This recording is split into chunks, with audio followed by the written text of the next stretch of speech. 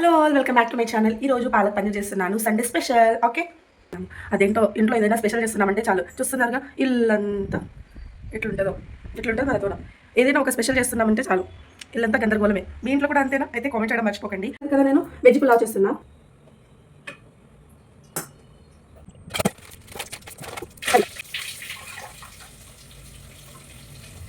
Potato, carrot,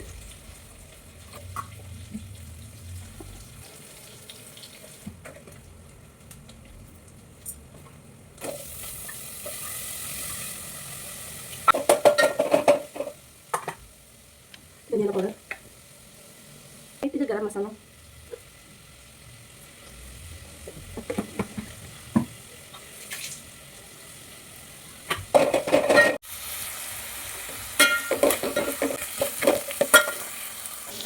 తగినంత water పోసుకోవాలి. ఇప్పుడు ఇలా ఉడుకుతున్నప్పుడు ఇందులో బియ్యం వేసేయడమే.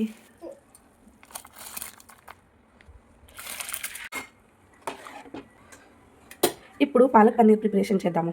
ఇక్కడ మా చిన్న బాబు ఆడుకుంటాడు. నానా లక్ష్మిక కట్ చేసి పెట్టుకున్న ఆనియన్స్ వితౌట్ ఆయిల్ చేసి ఫస్ట్ ఇలా బ్రౌన్ కలర్ వచ్చేంత వరకు ఫ్రై చేసుకుందాం. పచ్చి కొబ్బరి యాడ్ చేసుకుందాం ఇందులోకి. కట్ చేసి పెట్టుకున్న పాలక్ యాడ్ చేస్తుంది. ఆయిల్ ఎందుకు వేయట్లేదు అని డౌట్ రావచ్చు. నేనైతే ఇలానే చేస్తాను, ఆయిల్ వేయకుండా. పిల్లలు తింటారు కదా, ఎక్కువ ఆయిల్ వేయకుండా చేయడమే నాకు ఇష్టం అనమాట. సో ఎలాగో తర్వాత అయితే పన్నీరు ఫ్రైలోనే చేస్తామంటే ఆయిల్లోనే డీప్ ఫ్రై చేసి పెడతాం కదా, దాంతోపాటు కర్రీ కావాల్సిన ఆయిల్ కూడా వేస్తాం కదా. ఇప్పుడు ఎలాగో పాలకులో నుంచి వాటర్ అయితే వస్తాయి, అందులోనే ఇవి నార్మల్గా ఫ్రై అయితే అయిపోతాయి. ఇలా ఫ్రై అయిన తర్వాత ఆయిల్లోనే వేస్తాం కదా, అందుకే ఆయిల్ వేయట్లేదు.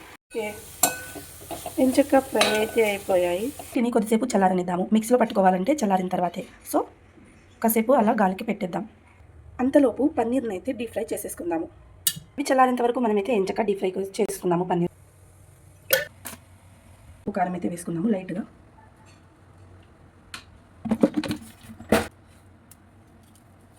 ధనియాల పౌడర్, పసుపు,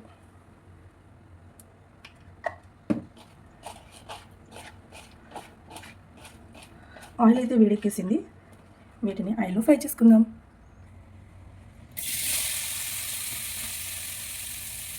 ఓ 5 to 10 minutes అలా లో ఫ్లేమ్లో ఫ్రై అవ్వనిద్దాం. ఒకసారి అన్నం పరిస్థితి అయితే చూసేద్దాం. వావ్, ఫైనల్లీ ఓ 2 minutes అయితే అన్నం కూడా అయిపోతుంది. స్టవ్ ఆఫ్ చేసేయచ్చు. ఇవైతే చల్లారిపోయినాయి. ఇప్పుడు మిక్సీలో పట్టేసుకుందాం.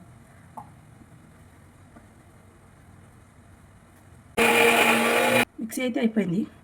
పాలక్లోకి టమాటో వేయొద్దు కదా, సో అందుకని నేనైతే టమాటో వేయట్లేదు. అలాగని క్రీమ్ కూడా వేయను. పాల మీద వచ్చే మీగడనైతే యాడ్ చేస్తున్నాం. పాల మీద వచ్చిన మీగడ,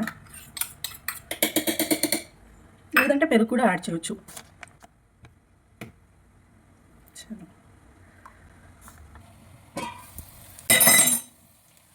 పన్నీర్ కూడా డీప్ ఫ్రై అయితే అయిపోయింది. ఇదైతే సెట్ చేసుకున్నాం. ఆయిల్ ఇంతకుముందు నేను ఫ్రైలో వేయకపోవడానికి ఇదే కారణం. చూస్తున్నారుగా, పాలక్ ఎందుకు ఫ్రై చేయలేదంటే నార్మల్లీ ఫ్రై చేశాను.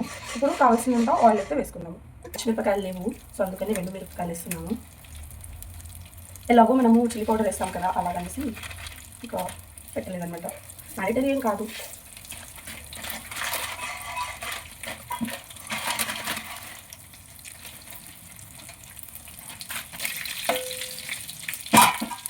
మిక్సీ పెట్టుకున్న వాటిని అయితే యాడ్ చేసేస్తున్నాం.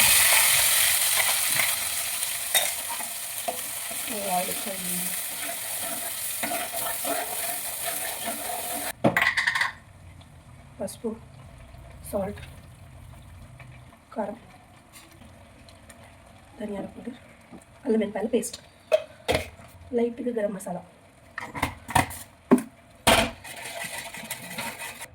5 to 10 minutes అలా లో ఫ్లేమ్ మీద వదిలేయాలి.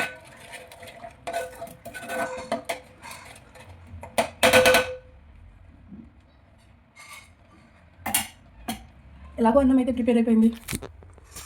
అన్నం కూడా రెడీ.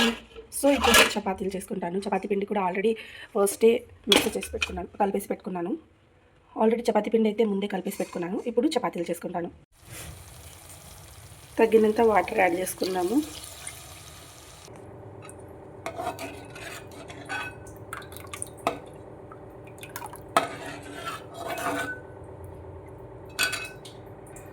ఉడుకుతున్నప్పుడు ఇందులోకి పన్నీర్ యాడ్ చేస్తున్నాం. సరే బిడ్డ. కర్రీ ఇలా ఉడుకుతున్నప్పుడు మధ్యలో టేస్ట్ చూసాను, నాకైతే సూపర్ టేస్ట్ అనిపించింది. మీరు కూడా ట్రై చేయండి. టేస్ట్ ఎలా ఉందో చెప్పండి కామెంట్లో.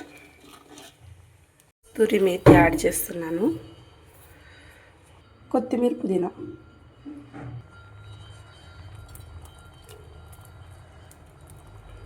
ఫైనల్లీ కర్రీ అయితే రెడీ అయిపోయింది. చపాతీలు కూడా చూస్తున్నాను, చూసేయండి. చపాతీలు కర్రీ రెడీ. ఇలా కర్రీ అవుతుంటే మధ్యలో టేస్ట్ చేస్తే, ఇలా కర్రీ చేస్తుంటే మధ్యలో టేస్ట్ చేసే వాళ్ళు ఎంతమంది?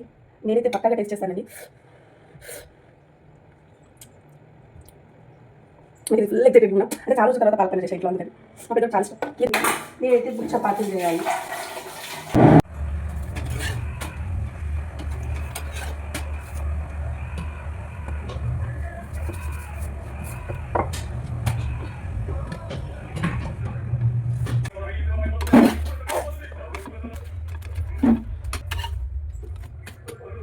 ఈ వంట అయితే అయిపోయింది. ఎంచక పన్నీర్ కర్రీ, పాలక్ పన్నీర్, పులావ్, చపాతీలు. ఆల్రెడీ పెద్దోడికేసి వేసేసాను, తింటున్నారు. పెద్దోడు, చిన్నోడు ఇంకా తినలేదు, తినిపివ్వాలి.